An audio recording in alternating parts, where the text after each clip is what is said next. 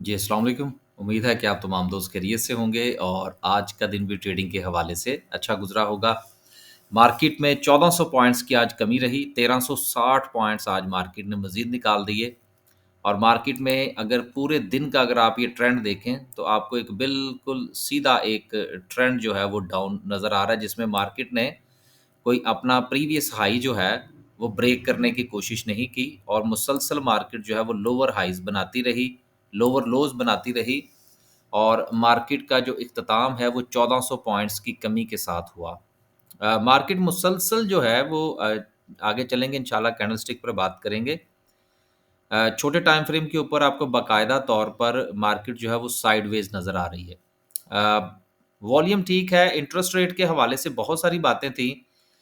मेरा ज़ाती तौर पर ये ख़्याल था कि इंटरेस्ट रेट में शायद कोई तब्दीली ना हो, लेकिन फिर भी बहरहाल स्टेट बैंक ऑफ पाकिस्तान ने 1% की 100 बेसिस पॉइंट्स बहरहाल कहना चाहिए 1% की बजाय 100 बेसिस पॉइंट्स जो हैं वो मार्क उसने निकाले हैं। इंटरेस्ट रेट जो है वो अब हमारा आ गया 12% के ऊपर।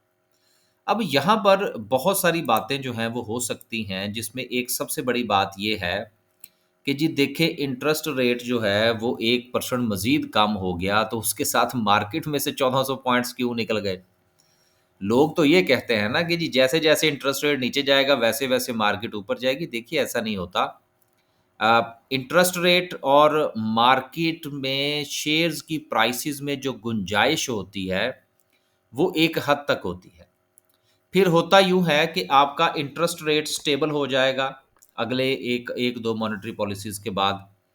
अ, मेरा ख़्याल है कि शायद ये 12, 11, 10 से 12 के दरमियान जो है इसको स्टे करना चाहिए। फिर उसके साथ जो हमारी मार्केट में जो शेयर्स की प्राइसेज़ हैं वो ऑलरेडी अप हो चुकी हैं। तो ये गैप जिसके हवाले से हम बहुत ज़्यादा बात करते हैं मैं सिर्फ़ इसको मॉनेटरी पॉलिसी के साथ लिंक कर रहा हूँ, मैं किसी और चीज़ के साथ लिंक नहीं कर रहा। बाकी हमारी इकोनॉमी की ग्रोथ क्या होती है, हमारा बैलेंस ऑफ पेमेंट कैसे बेहतर होता है, हमारे अ, जो ट्रेड डेफ़िसिट है वो अगर बेहतर होता है, टैक्स कलेक्शन बेहतर होती है, ये कोई एक चीज़ नहीं है कि जिसकी बुनियाद पर हम स्टॉक मार्केट को कह दें अच्छा जी 2 जमा 2 4 ऐसा नहीं है। अभी जो मैं सिर्फ़ और सिर्फ़ बात कर रहा हूँ वो इंटरेस्ट रेट की कर रहा हूँ, वो सिर्फ़ इसलिए क्लैरिफ़िकेशन दे रहा हूँ क्योंकि दोस्त अहबाबों ने पूरी वीडियो तो देखनी नहीं होती और उसके बाद जिस वक़्त मैं ये जो लॉजिक पेश करने लगा हूँ आपके सामने, जब इसी के हवाले से बात होगी तो वो दूसरी चीज़ों के दरमियान में फैक्टर इन करेंगे, फिर जवाब पूरा नहीं आएगा। अब देखिए बात ये है कि इंटरेस्ट रेट के हवाले से सिर्फ़ जो बात थी ना कि जी देखें जी वो 20 पे गया, फिर 18 पे, फिर 15 पे, फिर उसके बाद नीचे और अब 1% मज़ीद कम हो गया। देखिए उसके साथ हमारी जो शेयर्स की प्राइसेज़ में जो गैप था वो भी काफ़ी हद तक फ़िल हो चुका। मार्केट ने भी अपना एक आपको अच्छा हाई दिखाया है। अभी तो ख़ैर लोग इससे भी बहुत ऊपर की बातें कर रहे हैं, लेकिन वो जब आएगा वक़्त तो फिर देखेंगे। फ़िलहाल जो इंटरेस्ट रेट के हवाले से जो अपॉर्च्युनिटी थी, उन लोगों के लिए कि जो अपना पैसा मनी मार्केट में से निकाल कर स्टॉक मार्केट में लेकर आ रहे थे।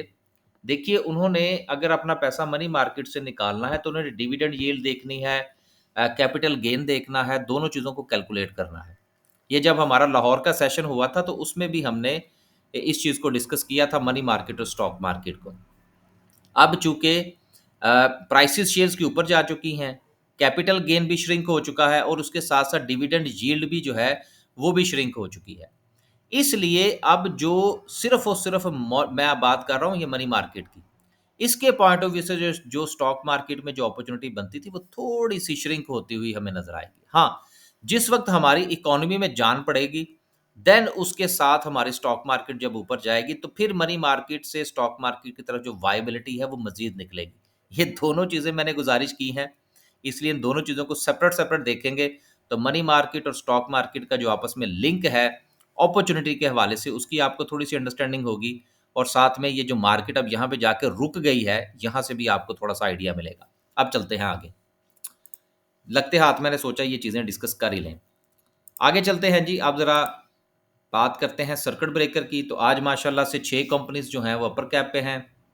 लोअर कैप की बात करें तो एसएसजीसी है। अब देखें, एसएसजीसी की मैंने जो थी वो दोस्तों को एक रेजिस्टेंस आज बताई थी, हमने दूसरा प्रॉफिट टेकिंग लेवल ही नहीं रखा था कि जब तक वो रेजिस्टेंस क्रॉस नहीं होती, उसके बाद फिर देखेंगे क्या बनता है। तो आज इसका हाई जो था वो 44.89 का था, और मैंने जो इसका रेजिस्टेंस लेवल लिख के बेचा था वो 44.90 का था। ये सिर्फ एक ही लेवल था, क्योंकि फ्राइडे वाले दिन भी ये हमारे पास था, अपर कैप पे था।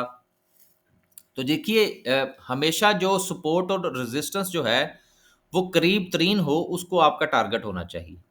बहुत दूर की सोचेंगे तो इस तरह से भी काम हो सकता है कि एक दिन एक शेयर अपर कैप पे, दूसरे दिन लोअर कैप पे। तो चीज़ों को आपस में को रिलेट करने की कोशिश करें। तो जाहिर सी बात है, 44.89 तक तो शेयर गया, उससे ऊपर नहीं गया, देन उसके बाद फारिग हो गया। तो इस चीज़ के ऊपर नज़र रखनी ज़रूरी होती है। लेवल्स जो हैं वो पीएसएक्स में भी काम करते हैं, वो फॉरेक्स में भी काम करते हैं, वो क्रिप्टो में भी काम करते हैं। इसलिए लेवल्स के ऊपर जो है वो कॉम्प्रोमाइज़ नहीं होना चाहिए। आज हमने तो जो प्रीवियस हमारी बाइंग थी, चाहे वो फ्राइडे वाले दिन की थी या उससे पहले की थी, उसका कोई स्टॉप लॉस हिट हो गया, कोई टेक प्रॉफिट हो गया, भाई हम तो अपने लेवल्स के साथ थे। और नई बाइंग जो है वो आज हमने एक भी शेयर बाय नहीं किया। सुबह मार्केट की क्लोजिंग के वक्त, अब ये तो दोस्त अहबाब जो हमारे ग्रुप में हैं वो अगर कमेंट करके बताएं कि तो फिर ही ज़्यादा बेहतर है कि क्या वाक़तन कोई सूरत हाल ऐसी थी। हमारी तरफ से तो ये मैसेज था सर, नो न्यू बाइंग। क्यों न्यू बाइंग के हवाले से मैंने क्यों कहा, ये इंशाल्लाह आगे चल के बात करेंगे कि हमने आज बाइंग क्यों नहीं की। आगे चलते हैं जी, सेक्टर वाइज बात करते हैं, जिसमें सबसे ज़्यादा जो है वो अगर हम बात करें तो फर्टिलाइज़र ने 116 पॉइंट्स डाले, टेक्नोलॉजी सेक्टर ने कुछ नहीं डाला, 50-60 पॉइंट्स डाले, केबल ने डाले, टोबैको ने 1 पॉइंट डाल दिया। लेकिन निकलने वालों की बात करें तो ऑयल एंड गैस 500 पॉइंट्स नीचे, कमर्शियल बैंक्स 220 पॉइंट्स नीचे, oil and gas marketing 175 points नीचे, इन्वेस्टमेंट बैंक्स 160 पॉइंट्स नीचे, सीमेंट नीचे, पावर जनरेशन नीचे, और तमाम दीगर बड़े सेक्टर्स जो हैं वो हमें नीचे आते हुए नज़र आए। आगे चलते हैं जी और बात करते हैं कैंडलस्टिक की, उसको बाद में देखेंगे। पहली चीज़ जो रिजल्ट्स हैं उसमें हम डिस्कस करेंगे जिन्होंने सिर्फ और सिर्फ डिविडेंड्स दिए हैं। पोल का रिजल्ट था सेकंड क्वार्टर का, 26 रुपये 68 पैसे की अर्निंग और 25 रुपये का डिविडेंड। बहुत अच्छा डिविडेंड है। अटक रिफाइनरी 33 रुपये की अर्निंग, 33 रुपये 43 पैसे और 5 रुपये का डिविडेंड। डिविडेंड बहुत कम है। अटक वालों की अर्निंग बहुत अच्छी है, स्ट्रॉन्ग शेयर्स हैं, लेकिन डिविडेंड के हवाले से इनका हाथ जो है वो थोड़ा तंग है। उसके बाद अटक पेट्रोलियम है, 22 रुपये की अर्निंग है और उसके साथ 12 रुपये 50 पैसे का डिविडेंड है। ये चले थोड़ा सा बेहतर डिविडेंड है। और आखिरी जो है वो कोलगेट का है, जिसकी 18 रुपये 90 पैसे की अर्निंग और 32 रुपये का इन्होंने डिविडेंड दिया है।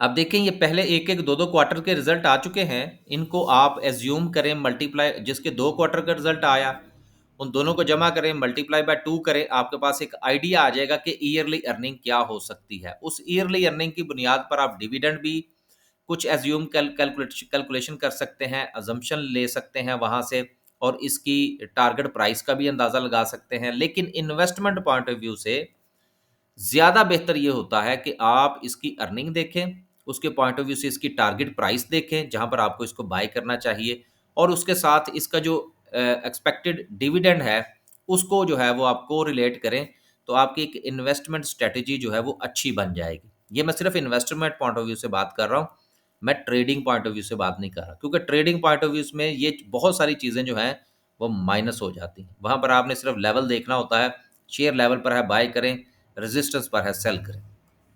आगे चलते हैं जी, और पॉलिसी रेट की जो थी वो बात हो चुकी। अब हम बात करते हैं अपनी कैंडलस्टिक की। अब आप ये देखिए, बिल्कुल सिंपल जो था कि जिस वक्त मामलात यहाँ पर रुके थे, तो फिर जो था वो मेरी तरफ से, ये चूंकि ये डबल टॉप बन रहा था दोबारा से फिर, तो इसलिए मैंने गुजारिश की जी कि आज हम किसी किस्म की कोई नई बाइंग नहीं करेंगे। हाँ, अगर फर्ज कीजिए कि यही सिचुएशन जो है कि यहाँ से मार्केट आने के बाद ये इसको क्रॉस करती, तो मैं नई बाइंग ज़रूर करता। मार्केट अब अगर आप गुज़िश्ता कुछ अरसे से देखें तो छोटे टाइम फ्रेम के ऊपर आपको मुकम्मल तौर पर साइडवेज होती हुई नज़र आ रही है। मुकम्मल तौर पर साइडवेज है, और आज भी जो मार्केट की जो क्लोजिंग है, वहां पर मार्केट ने अपनी पुरानी जो सपोर्ट थी 1,13,500 वाली, उसको वहां पर रुकने की कोशिश की है और मार्केट वहां पर रुकी है। लेकिन जिस तरह से मार्केट का एक तसलसल चल रहा है और मार्केट नीचे आ रही है, अब हमें ये देखना होगा कि क्या मार्केट यहाँ पर सपोर्ट लेती है या नहीं। फिलहाल इस वक्त जो सिचुएशन है, इसमें तो मार्केट यहाँ पर सपोर्ट लेती हुई नजर आ रही है, लेकिन ये वाली सिचुएशन भी बन सकती है। तो बेहतर ये है कि कल भी इंतजार किया जाए और देखा जाए कि मार्केट यहाँ पर क्या बिहेव कर सकती है। मकसद तो हमारा इस लेवल का और इस लेवल का था। यहाँ पर भी मार्केट ने सपोर्ट ली, यहाँ पर रेजिस्ट किया, फिर सपोर्ट ली, फिर रेजिस्ट किया, फिर सपोर्ट ली, फिर रेजिस्ट किया। अब देखिए कितनी बार मार्केट जो है वो साइडवेज का बिहेवियर हमें छोटे टाइम फ्रेम के ऊपर दिखा चुकी है। लेट्स सी, अगर कल मार्केट जो है वो 1,13,500 को रिस्पेक्ट करती है तो बाइंग करने में कोई मुजायका नहीं होगा। लेकिन अगर मार्केट यहाँ से नीचे जाती है तो फिर इंतजार किया जाए, मार्केट के पांव लगने का इंतजार किया जाए। मेरी तरफ से मेरे ग्रुप वालों को कल भी किसी किस्म की कोई नई बाइंग मैं सुजेस्ट नहीं कर रहा, जब तक कि मार्केट 1,13,500 को रिस्पेक्ट नहीं करती। बाकी आपका पैसा है, आप बेहतर समझते हैं। मैंने तो आज भी कोई बाइंग नहीं करवाई। देखिए आखिर में मैं सिर्फ ये गुजारिश करता चलूं कि आप लोग हमारा स्विंग का ग्रुप ज्वाइन करना चाहते हैं, आप हमारा बाय सेल का ग्रुप ज्वाइन करना चाहते हैं, आप स्टॉक मार्केट में अकाउंट ओपन करवाना चाहते हैं, आप अपना पोर्टफोलियो डिस्कस करना चाहते हैं इन्वेस्टमेंट पॉइंट ऑफ व्यू से, आप बिस्मिल्लाह कीजिए। लेकिन एक चीज़ आप ज़रूर ज़हन में रखिए कि ज़ाती तौर पर मेरी तरफ से रिकमेंडेशन उसी सूरत में आएगी जब मुझे कोई बात समझ में आएगी। मुझे आज लगा कि मार्केट में बाइंग नहीं करनी चाहिए, मैंने बाइंग नहीं की। मैं अभी भी इस बात पर हूं कि कल मार्केट सपोर्ट लेगी तो बाइंग करवाऊंगा, अदरवाइज मैं नहीं करवाऊंगा। अगर आप ये समझते हैं कि आपने मुझे जो है वो कुछ फीस दे दी है और मेरा आपने स्विंग ट्रेड का ग्रुप ज्वाइन कर लिया है, तो जी मेरे लिए मेरे ऊपर ये फर्ज हो चुका है कि मैं हर रोज आपको रेकमेंडेशन दूं। तो सर ये मेरी तरफ से मुमकिन नहीं है। मैं रेकमेंडेशन उसी सूरत में ही दूंगा कि जब मार्केट मुझे कोई थोड़ा सपोर्ट लेती हुई नजर आएगी। इसलिए अगर आप मेरा ग्रुप ज्वाइन करें, थोड़ा ठंडे तरीके से कीजिएगा कि कोई ज़रूरी नहीं है कि मार्केट चाहे रेड हो या ग्रीन हो मैं बाय की कॉल जनरेट करता रहूं। ऐसा हमारी तरफ से नहीं होता। अल्लाह हाफिज़।